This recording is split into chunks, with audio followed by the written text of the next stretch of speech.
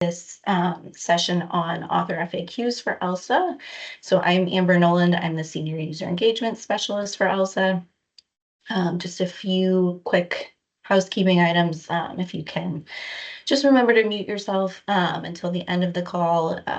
We'll have a Q&A session at the very end, and you'll have plenty of opportunity to ask questions. So just to give you an idea of what we'll talk about, so I'll run through how to log into the tool, some basic information about references, and also closely connected to that, why my Word import wasn't successful, or just some tips and tricks for importing a Word file. And then as well as how to number different elements such as figures, tables, and boxes, how to find help and support, and then again, a Q&A. So I will go ahead and switch over to my screen.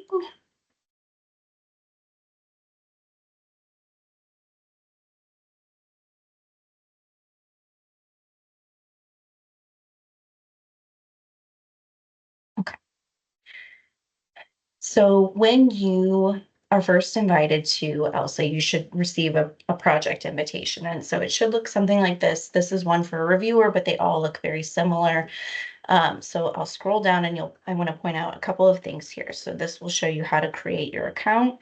And it will also, if you highlight over this, it will show you the email to which you were added to the system. So this is the email that you'll want to use for your account.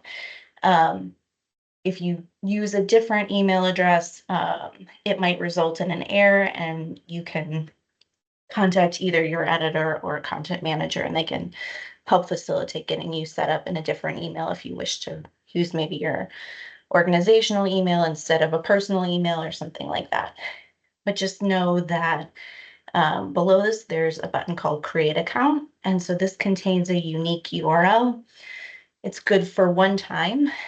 So once you use it, it expires. And if you go back to use your invitation, it will also give you an error message. So we'll go ahead and click Create Account, and it will bring you to this screen over here. And so this will bring you to our landing page. From here, you click on Get Started again. And you might see a couple of different things depending on tools you've interacted with from Elsevier in the past. We use the same login that is used for things like Image Finder or Mendeley, but there's a couple of nuances that I want to point out. So if you see in here that you have an email already populated, for example, you can see several of my emails. This means that I already have an account with Elsevier. You'll definitely want to pick the one that was reflected in the initial email invitation. Again, that might also result in an error if you pick a different email, for example. So we'll go ahead and click on the one that I'll use, the one I'm going to use for this demo. So this is, click on this. And if you're prompted to enter a password, or your browser has already saved a password, what that's going to indicate is that you already have an account, as I mentioned, so you can use that same password that you use for other products. If you don't remember that password, go ahead and sign in with a one-time link, or you can click Forgot Password to have that resent. If nothing shows up here, then it means that you are brand new. And so you can go ahead and enter your email. And I think it asks you to enter your first and last name and a bit of information to go ahead and create an account. Sometimes you might be asked to log in with your organization. We know that other products use that. Elsa does not, partially because you're connected to an individual project rather than something like Mendeley, which is just open once you log into the system. So go ahead and try not to select organizational access and just use the individual email and password. And then from there, and click sign in.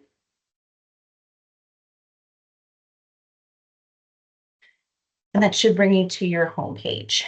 If you get stuck, if you do get an error message, please contact our support team. So that email is Elsa support, ELSA support, SUPPORT @elsevier.com, and they can help you get oriented. So once you are into the tool, you'll see a list of all the projects you're assigned to. I'll go ahead and search for mine because I have quite a few.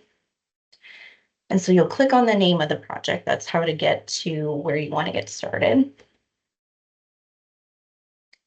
And I'll point out here, just because it's very closely tied to login and account, if you are a contributor, it's at this stage you'll be asked to sign your contributor agreement. And so I've pulled up a sample screenshot of what that looks like. We've changed this very recently, so none of the above will now say I need a standard agreement, but you'll be prompted to select one of these options. So whether you're a UK or US government employee, if your employer, for example, owns the copyright, if you just need a standard agreement or the same, which is also the same as none of the above, or you can decline to participate in the project. So what you choose here also informs how you can get into the system or when you can get into the system. So if you select, I need a standard agreement, you'll just go straight in. If you do have special requirements, such as being a government employee where you require a bespoke agreement, you will click that, and then you'll need to complete a bespoke agreement before you can access the project. And when you click that button, it will send a notification to your contracts coordinator, and they can go ahead and start facilitating that process. So if you have selected that and you haven't heard anything from someone from Elsevier, then please reach out to your content manager or your editor, and they can go ahead and help facilitate that so you can get into the project.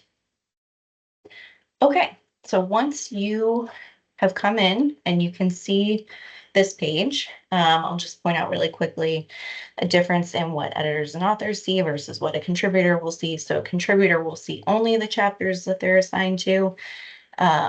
If you can't click on the name of your chapter, it might mean that it's not in the correct workflow stage, or someone is currently working in the chapter. You can see that in currently editing. So for example, here it says that I'm editing. So you'll need someone to either exit the chapter or to send it to the correct workflow stage. And this is mostly for contributors. You need it to be in that contributor draft stage.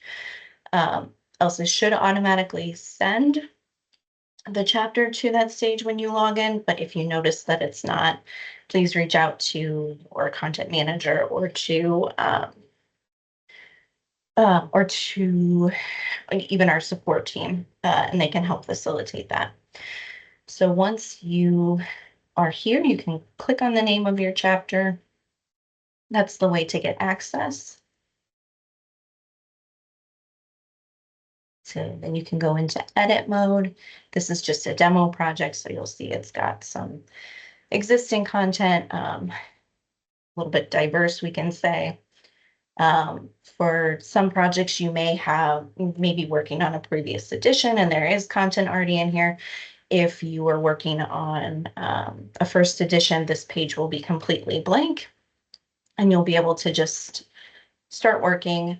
You can either start correcting the text. So if this were a prior edition, you could just start editing. You can turn on track changes, and you can use that to display any changes that you're making. Or if you are working for the first time from a blank page, you can just write as normal. But what I wanted to point out here, so I think that should hopefully be pretty straightforward, but there were a couple of things that I wanted to point out that come up more frequently. So for example, working with references, we'll skip to that and go up to the toolbar. So if you go up to insert, references, and some projects may have references, some may not, but you will, if you're working natively in the tool, this is how you can bring in your references. So you click on that reference icon, and I like to equivalent this to, you have to put the books in the library, so you're gonna add your references to your reference library for you to be able to use them in the text. And so there's a couple ways that you can get those books in the library, so to speak. So first, you can either create a reference from scratch, the way that you would from just in like Zotero or Mendeley, any other reference manager. You can copy and paste reference entries. So I'll just use the one that was already in here as an example. So paste reference, you would just paste it in, save it to the library. You could also click insert to create the in-text citation at the same time. But that's another way to get the reference into your library. Or you can export a file from EndNote or Mendeley. It's either a .ris or a .txt, and you can upload that into the system to get the full reference library in. And then once you are ready to create an in-text citation, you just click next to the reference and click insert as a reference. And then that will automatically, oh, I put it in the wrong place, but it's right here.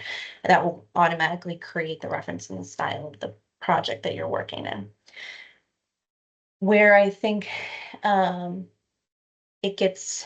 there's more questions is when you are importing references from a Word file, so from outside of the system. So when you go to import a file into Elsa, your references should automatically be recognized. So that would bring those references into the reference library automatically. And then it would also create the in-text citations automatically. So you can see, we talk about linked references. So linked references are going to be ones that are dynamic and appear beneath a purple pill.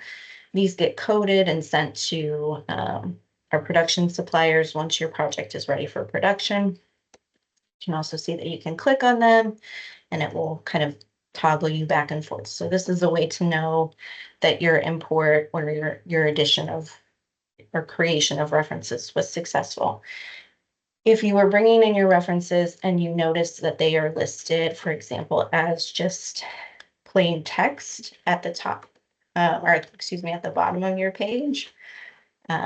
So let's say this said John's Bar Smithsonian 2016, references just like this with no purple pill. That means that they're unlinked. And so there's a couple of reasons that may have happened.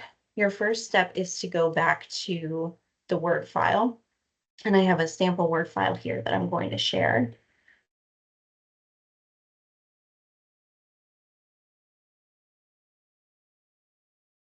So you'll see here a couple of tips and tricks. So in this file, the reference list is just labeled references. So if you name it anything other than references or bibliography, or you just leave this blank, this will most likely it won't be a successful import of references. So you want to make sure that you have that specific wording entered, and we do have this in a support article in case you need a refresher or need more information. But just know that that heading should be there. And then I'll also point out, I know that there are lots of different reference styles that can be used. I know there's one specifically for like electrical engineering. That's not one of the Elsevier 9 or 10 supported reference styles that we use. So that will also cause your references to not come in linked, and they won't be added to the library because it's not, Elsa isn't programmed to recognize that style. I've also seen recently, for example, if you are using like a bracketed number style, you'll definitely want to make sure that those in-text citations show as bracketed. So like this. Do that as well.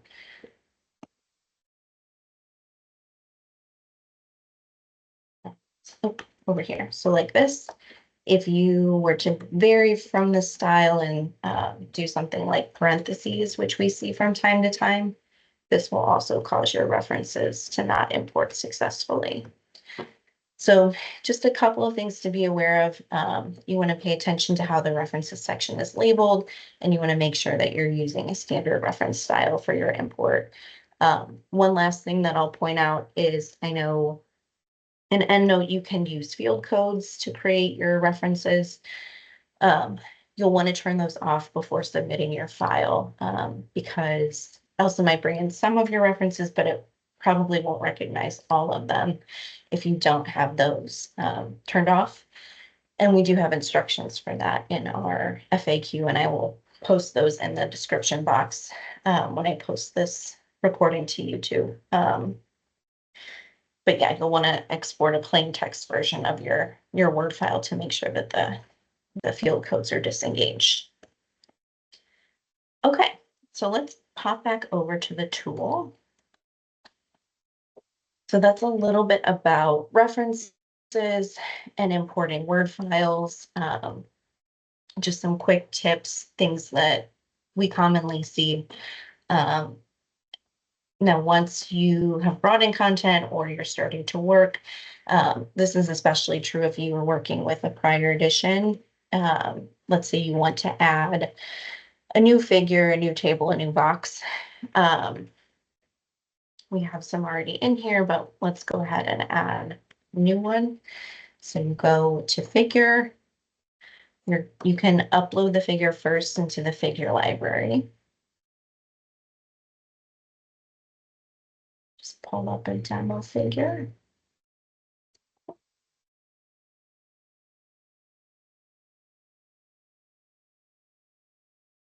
This one.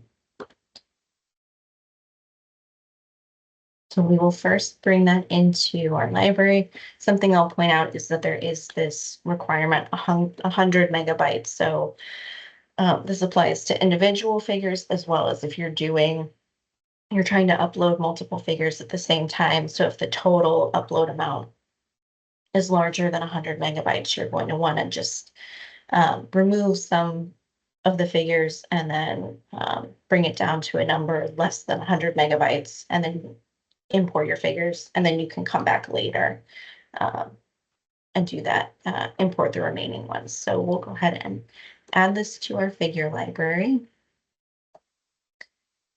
Then insert it into our text by clicking on this tick box here, insert.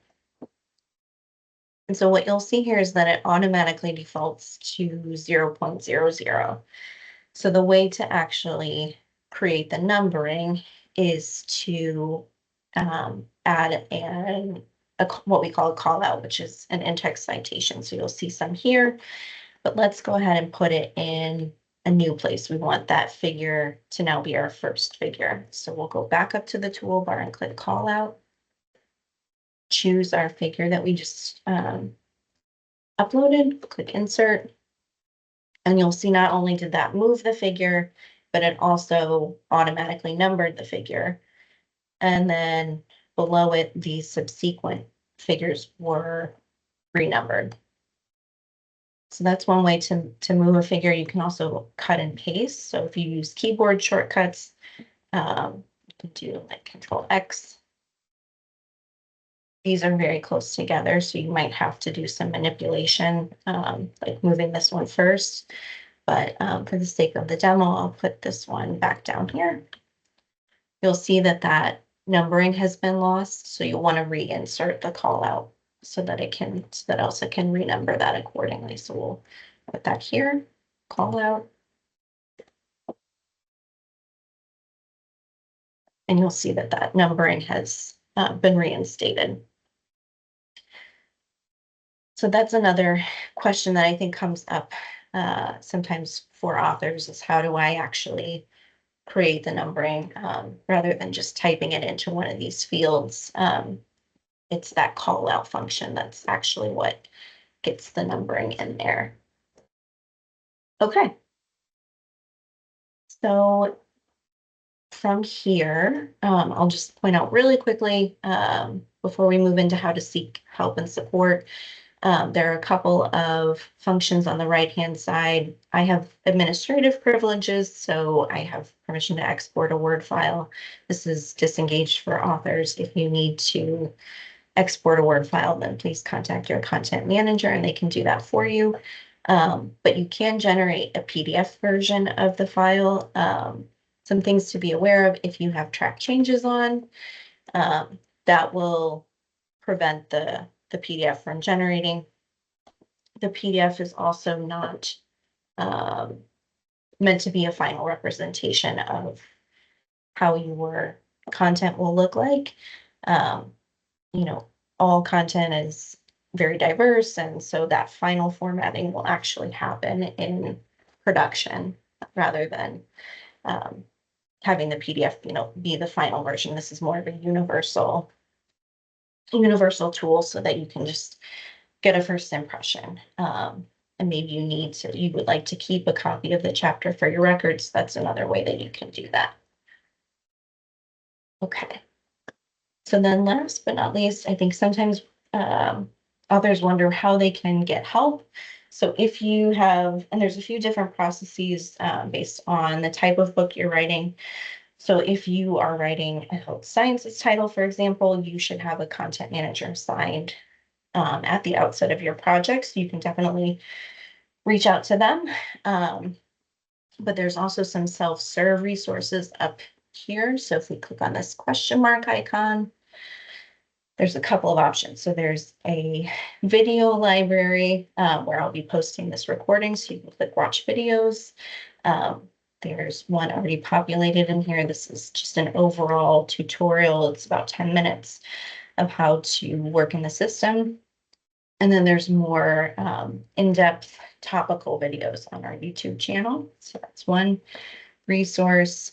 If you want to read something, or the video library is a little bit more limited, so you can go to the support articles.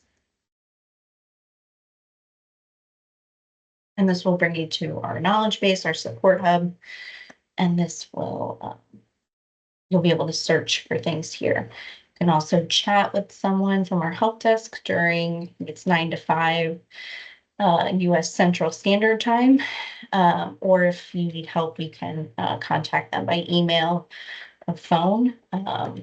If you go back here and click on Contact Elsa, that is another way to gain access to our help desk. And so you can fill out this form to email them directly. Okay. We go back. Webinar information is also posted here. So that's a couple of ways to seek help and support if you have questions. And I do see that there's one question in the chat, so I'm gonna over there. I didn't mean to stop sharing, apologies. Okay, so if you are an editor and one of the contributors has accepted the invitation, but the status appeared as declined, even when they clicked accept, I tried to resend the invitation, but it seemed like it didn't work. They didn't receive the invitation, and the status is still contributor has declined their invitation. So is there any way I can do this as an editor? So in this situation, I'd recommend either removing the individual from the project and then re-adding them, or having your content manager help you with this. So if we go back over here, and I should have pointed out, I mentioned the procedure for HS, but for other titles, you may be assigned a content manager later in the process. And so you're also welcome to contact our help desk, as I just showed. If you go to this page here and then go to team,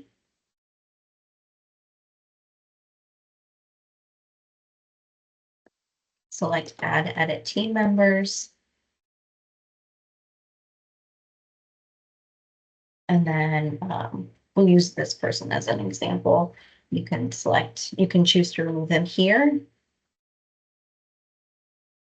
And then you'll also choose to remove them from this unassigned team members section, just to 100% make sure that they are removed from the project. And so they'll ask you to confirm if you want to remove them. You can click OK.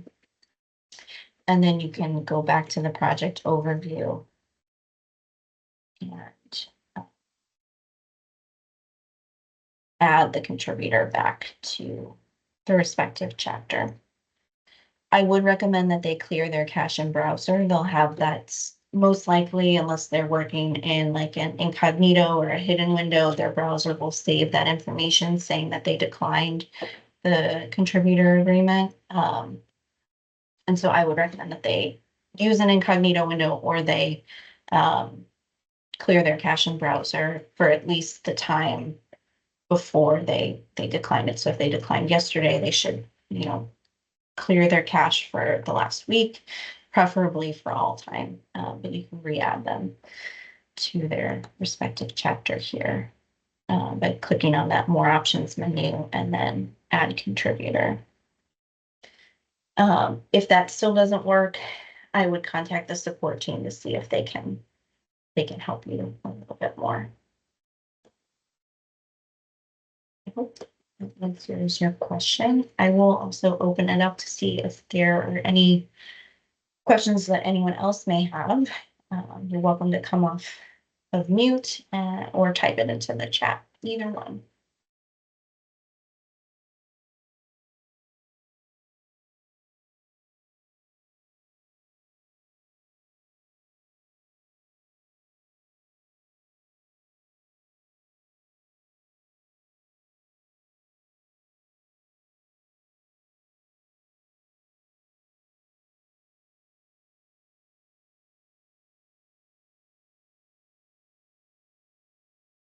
So I'm sure.